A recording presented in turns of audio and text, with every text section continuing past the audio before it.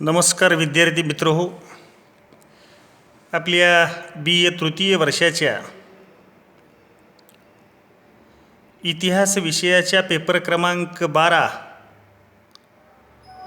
आधुनिक महाराष्ट्रातील सामाजिक सुधारक यामध्ये आपण आज छत्रपती राजर्षी शाहू महाराज यांच्याविषयी माहिती घेणार आहोत. तत्पूर्वी आपल्या पेपर क्रमांक 11 आणि पेपर क्रमांक 12 याच्या सेमिस्टर 6व्यासाठी जो पाठ्यक्रम विद्यापीठानं नेमून दिलेला आहे याच्याविषयी माहिती घेतलेली होती. या पेपर क्रमांक 12 मध्ये आपल्याला 4 सुधारकांचा अभ्यास करावयाचा आहे. त्यामध्ये राजर्षी शाहू महाराज, डॉक्टर बाबासाहेब आंबेडकर, कर्मवीर बाहुराव पाटील आणि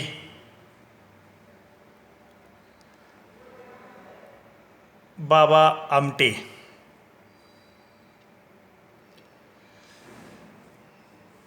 तर जे प्रकरण पहिलं आहे ते छत्रपती राजर्षी शाहू महाराज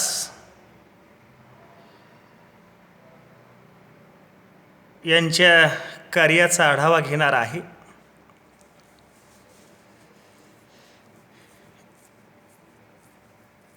एकोणीसावं आणि जे 20वं शतक आहे या शतकामध्ये महाराष्ट्रात जी काही अंधश्रद्धा, कर्मकांड, शैक्षणिक मागासलेपण,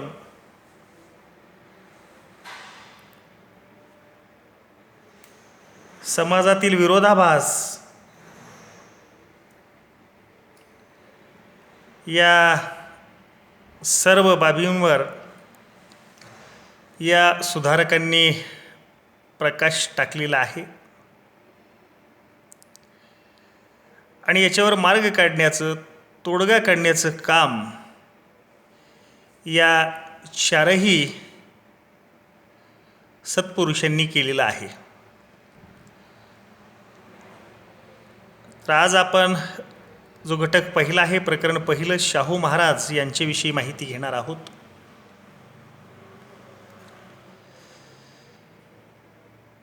शाहू महाराजांचा जन्म 26 जून 1874 रोजी कागल, जिल्हा कोल्हापूर या ठिकाणी झाला. यांचं पूर्ण नाव होतं यशवंतराव जयसिंगराव घाटगे. शाहू महाराजांच्या आईचं नाव राधाबाई होतं आणि वडिलांचं नाव जयसिंगराव, यांनाच आबासाहेब म्हणून सुद्धा संबोधलं जात होतं.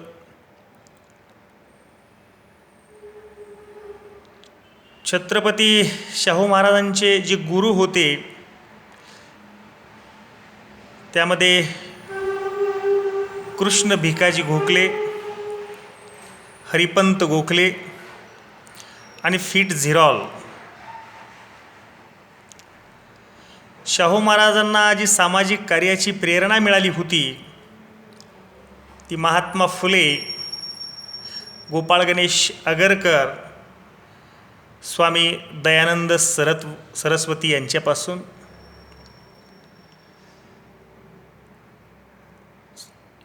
महर्षी राजर्षी शाहू महाराज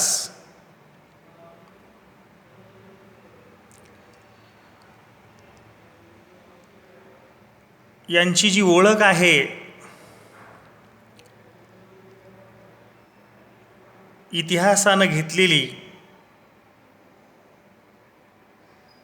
ती आरक्षणाचा आद्यजनक म्हणून शाहू महाराजांना संबोधलं जातं. भारतातील वसतिगृहाचा जनक म्हणून सुद्धा त्यांची ख्याती आहे.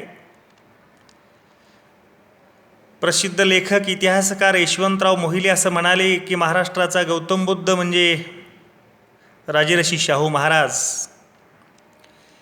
20व्या शतकातील एक आदर्श राजा, लोककल्याणकारी राजा, लोकमंगल महर्षी राजा.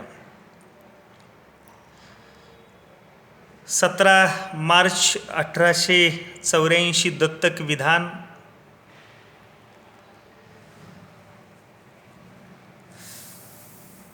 इंग्रज म्हणजेच ब्रिटिश गव्हर्नर लॉर्ड डलहौसीच्या काळामध्ये दत्तक विधान मंजुरी तत्वाला सुरुवात झालेली होती. आणि हा कालखंड भारतामध्ये अनेक संस्थानं आणि त्या संस्थानिकांचा होता. कोल्हापूर राज्याची स्थापना झाली ती महाराणी ताराबाईंच्या हातून. आणि राजा चौथा शिवाजी यास इंग्रजांनी वेडा ठरवून नगरच्या किल्ल्यामध्ये कैद केलेलं होतं. 1883 राजे चौथे शिवाजी यांचा अंत झाला, यांचा मृत्यू झाला. आणि म्हणूनच चौथ्या शिवाजी यांची जी पत्नी आहे श्रीमती आनंदीबाई यांनी शाहूंना दत्तक घेतलेलं होतं. म्हणजे शाहू महाराजांचं मूळ नाव यशवंतराव.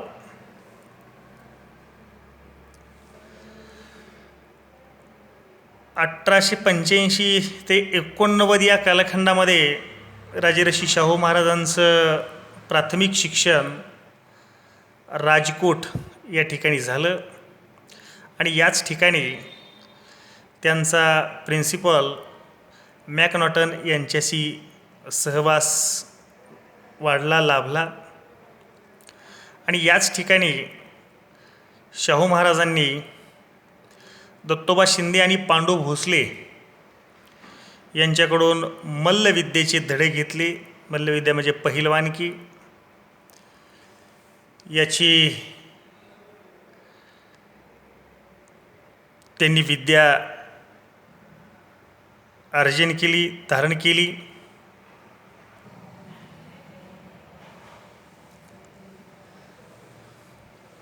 (26 जून 1874) महाराजांचा जन्म.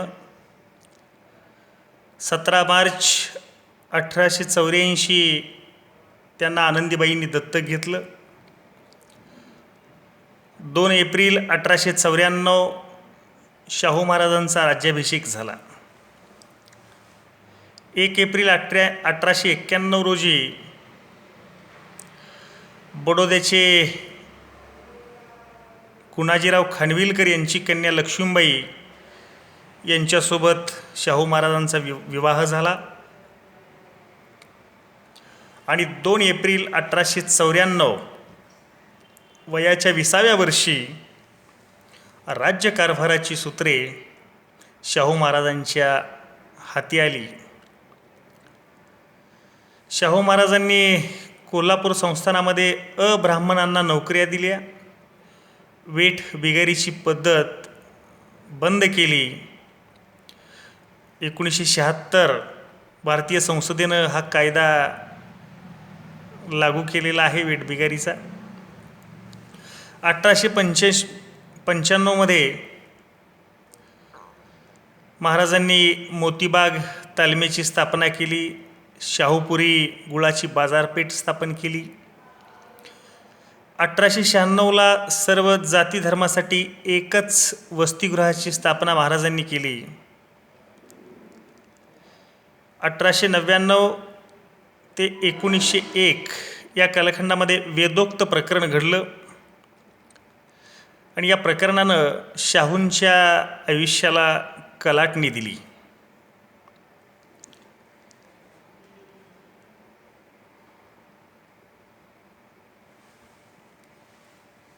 कारण हे एखाद्या राजाला क्षत्रिय आहे की नाही याविषयी तत्कालीन जे पुरोहित होते, पंडित होते,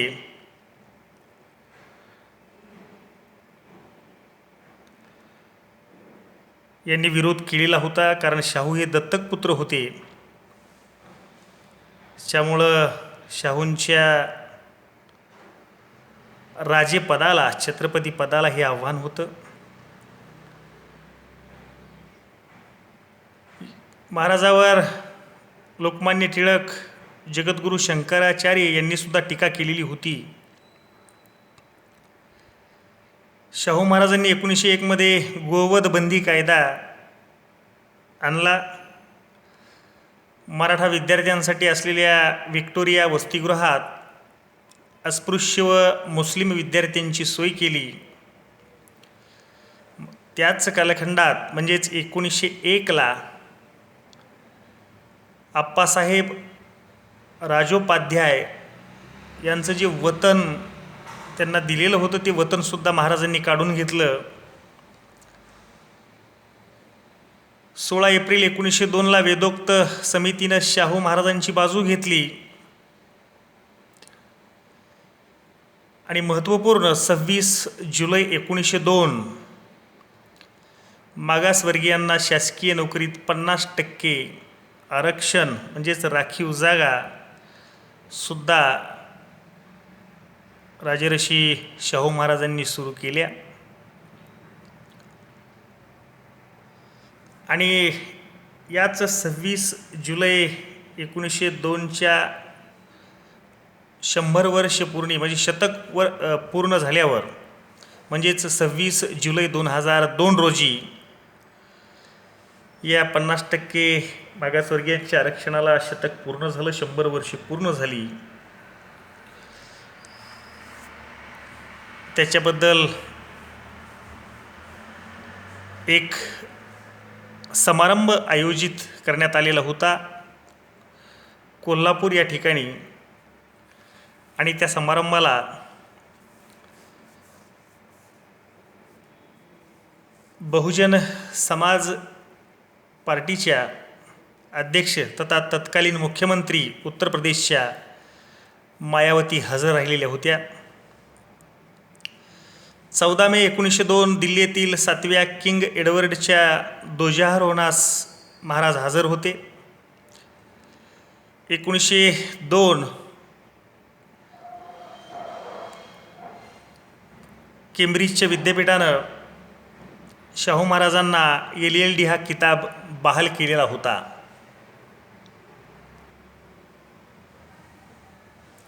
तसेच महाराजांनी 1905 मध्ये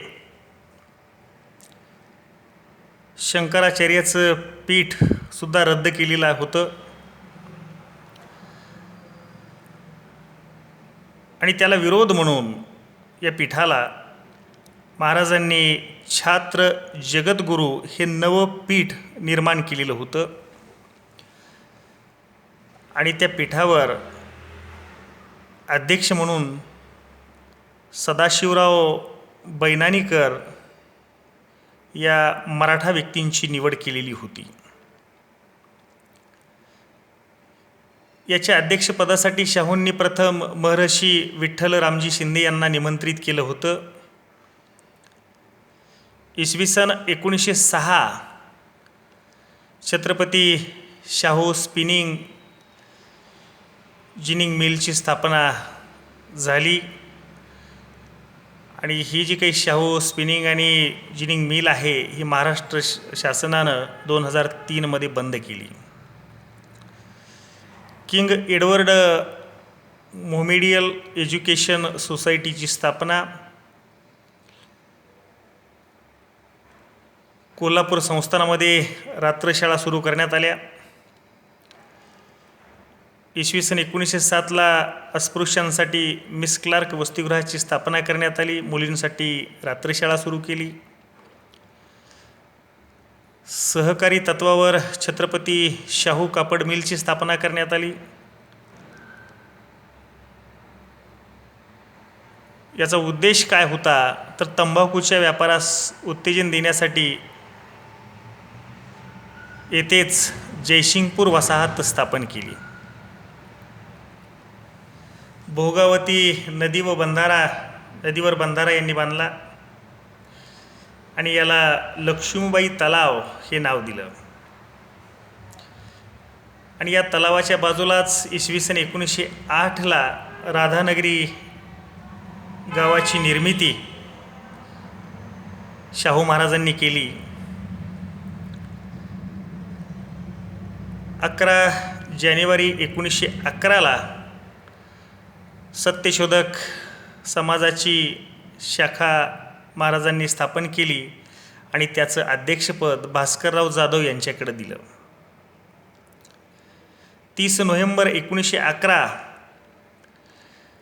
च्या दिल्ली दरबारात दिल्लीच्या बादशहानं GCI ही पदवी महाराजांना बहाल केली. 1911 या कालखंडामध्ये महाराजांनी 15% विद्यार्थ्यांना नादारीची घोषणा केली. इसवी सन 1912ला खासबाग कुस्ती आखाड्याची स्थापना झाली. 1913ला मंदिर, चावडी, धर्मशाळा येथे प्राथमिक शिक्षण महाराजांनी सुरू केलं. पाटील शाळेची सुद्धा निर्मिती केली. 25 जुलै 1917 शाहू महाराजांनी प्राथमिक शाळेत फी माफीची घोषणा आपल्या कोल्हापूर संस्थानामध्ये केली. आज आपण याच ठिकाणी थांबतोय. या प्रकरणाचा जो उर्वरित भाग आहे तो आपण उद्याच्या तासिकेमध्ये पाहणार आहोत. धन्यवाद.